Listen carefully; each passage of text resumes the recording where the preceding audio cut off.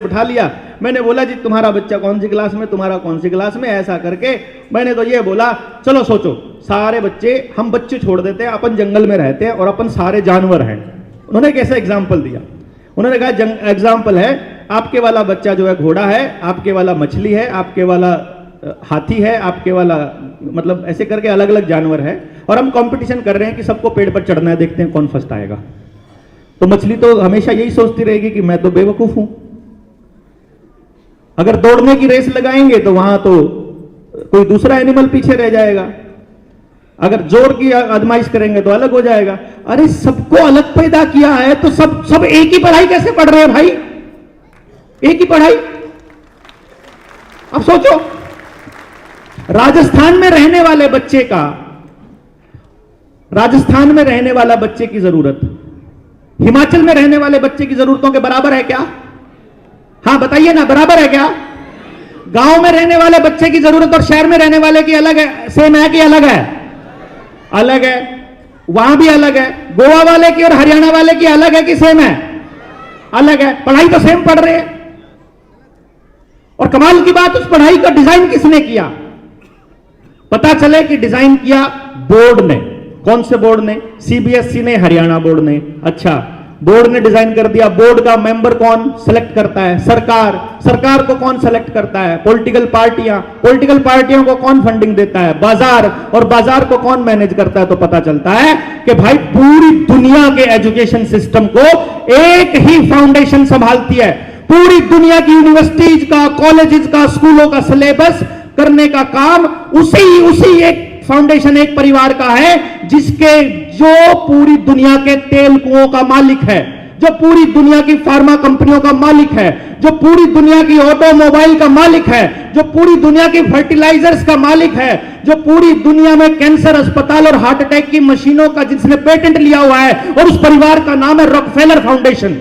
आप जाकर के देखो, पता करो, ये जितनी भी बड़ी बड़ी ऑक्सफोर्ड, जितनी भी फलाना ढिमकाना, जिनको दुनिया की टॉप यूनिवर्सिटीज बोलते हैं, सबका वही फंडिंग एजेंट है।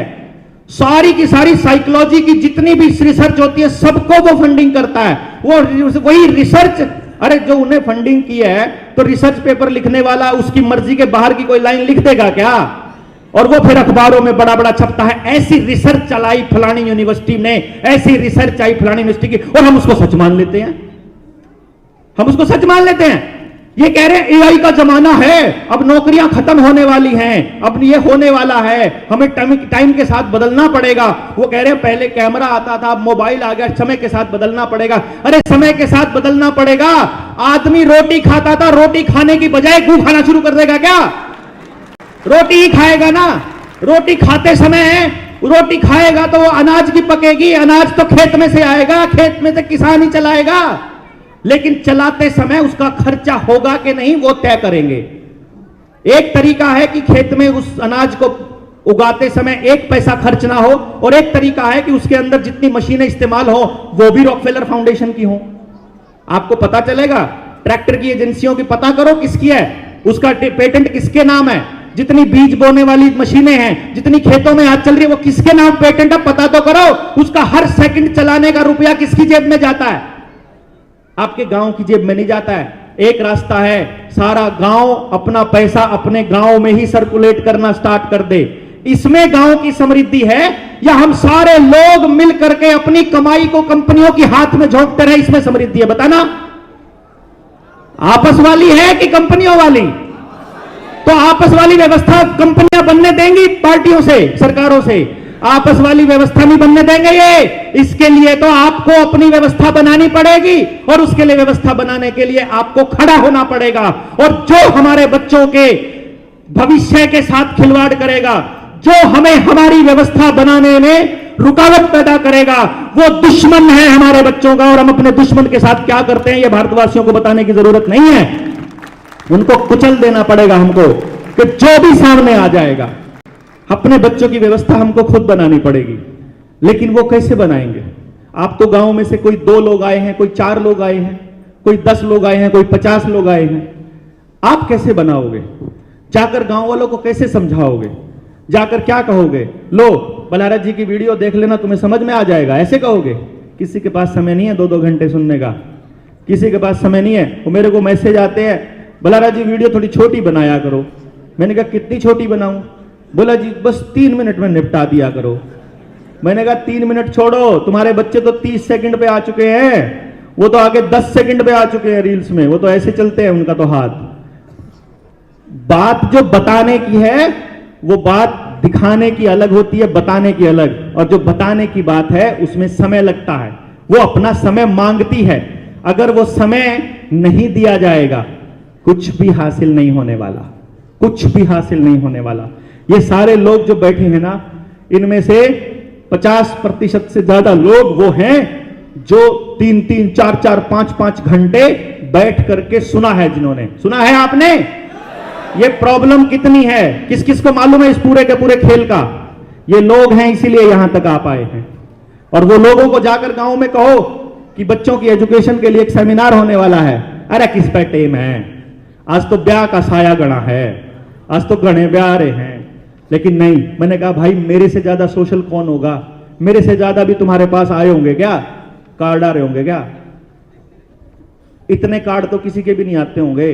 पर भाई हमने एक ही हाथ जोड़ के ये कह रखा कि देख भाई 2 रास्ते हैं, या तो आप लोगों को खुश करने के लिए आपके ब्याह शादी और आपकी मरगत में जानते रहो।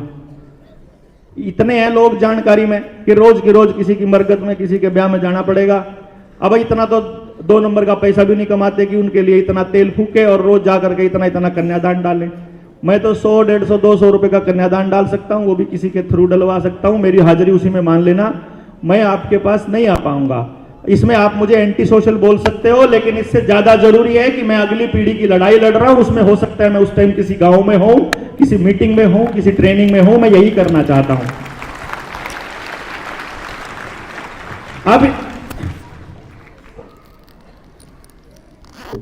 अब आप गांव वालों को समझाओगे कैसे? मुझे बहुत से साथियों ने बोला कि भाई देवेंद्र भाई प्रॉब्लम बड़ी है, समझ में नहीं आ रहा है क्या करें। हमको हमारे गांव के लोगों को समझाना है। अगर समझाना है तो भाई पहले तो समझना पड़ेगा, आपको उस लेवल पर जाना पड़ेगा जिस लेवल से उठ करके आज इस ताल कटोरा स्टेडियम को आपने खचाखच भरने की पोजीशन तक आए हैं। वो पोजीशन क्या थी मैं आपको बताता हूं। आप हैरान होंगे, जब मैंने 2012 में नौकरी छोड़ने का ऐलान किया, मतलब फैसला लिया, तो मेरी फैमिली में कोई भी मेरे फैसले के साथ नहीं था। फिर भी उन्होंने जैसे कैसे मन से मुझे अलाउ किया कि चलो तुम्हारा जब बहम उतर जाएगा तब देख लेंगे। तो हमने फिर जो रिसर्च करी थी उस रिसर्च को प्रैक्टिकल प्रूव करके दिखा दिया। जब कॉलेज के वहां अपने चंडीगढ़ के अंदर, चंडीगढ़ में हमने क्या किया था, चंडीगढ़ में हमने एक बड़ा यूनिक सा एक्सपेरिमेंट किया था। सभी मां बाप का एक ही सवाल था, हमारे वाला निकम्मा है, हमारे वाला अच्छा नहीं है। मैंने कहा ठीक है हम मान लेते हैं, लेकिन एक काम करते हैं, हमारे चैलेंज प्रोग्राम में आना। हमने एक चैलेंज प्रोग्राम दिया, doctor Dev's challenge programme from lowest scorer to the highest achiever. हमने पहले ही तय कर दिया कि आप अपने स्कूल का सबसे कमजोर बच्चा हमको दे दीजिए, जो आप अपने स्कूल का सबसे वीक बच्चा मानते हैं वो हमको दे दो। अगर हम 1 साल में कुछ भी इस पर काम नहीं कर पाए, या जितने प्रतिशत इस पर काम कर पाएंगे, इसका मतलब है कि हम पूरे के पूरे समाज में उससे ज्यादा कर पाएंगे। भाई सबसे कमजोर पे जितना कर सकते हैं, बाकी सारे तो उससे बेटर है ना। इसका मतलब हम उससे अच्छे रिजल्ट लेकर के आएंगे। तो हमें अपनी कैपेसिटी को चेक करना था, हमें अपने टैलेंट को और अपने विद्या को चेक करना था कि क्या ऐसा हो सकता है, रीजन क्या है। मैंने अभी तक जितने पेरेंट्स देखे या जितने टीचर्स देखे, उन टीचर्स का एक डायलॉग मैंने देखा है खूब। वो डायलॉग क्या है कि हम क्या इसके दिमाग में मतलब डाल सकते हैं कोई चीज, मतलब हम इसके दिमाग में कैसे डालें? हम तो केवल पढ़ा सकते हैं, घोट के थोड़ी पिला देंगे इसको।